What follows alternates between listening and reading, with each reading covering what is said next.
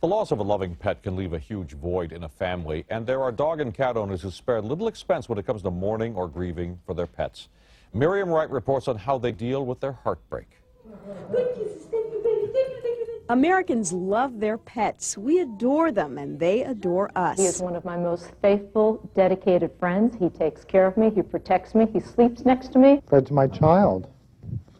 How much do you love a child? It means everything.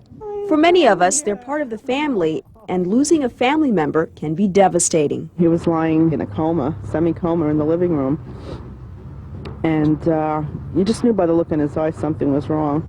Joseph and Frances Fallon's dog, Cranston, suffered from an enlarged heart and died of a heart attack. Instead of just leaving him at the vet to be disposed of, the Fallons had a real funeral for him at the Bidewee Pet Funeral Home in Wantagh. We brought the other dog because he's been wandering around the house looking everywhere. It's his buddy. It's like a closure for us. It's a closure for them. That sense of closure is apparently needed by the famous as well. This is where President Nixon buried his beloved dog, Checkers. The ABBEY Glen Memorial Park in Lafayette, New Jersey has been in business since 1980. They offer cremation and burial services. Burials range from hamsters to horses, anything in between, anything that a pet would be, turtle, snake. Experts estimate pet bereavement is a $19 to $20 billion industry. At ABBEY Glen, granite markers can cost up to $250, caskets $575.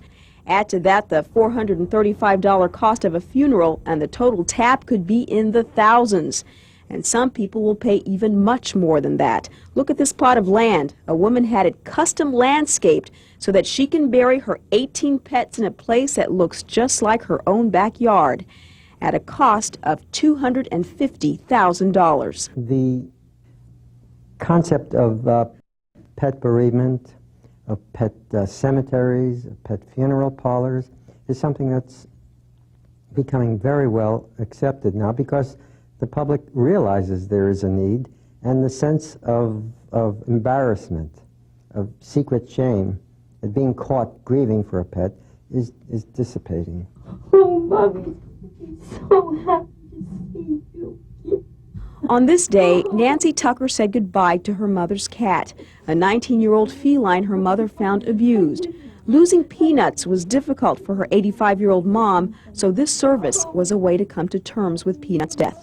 If a member of your family whom you loved very, very dearly were to die, would you want to just walk away empty-handed and not pay final respects to that individual?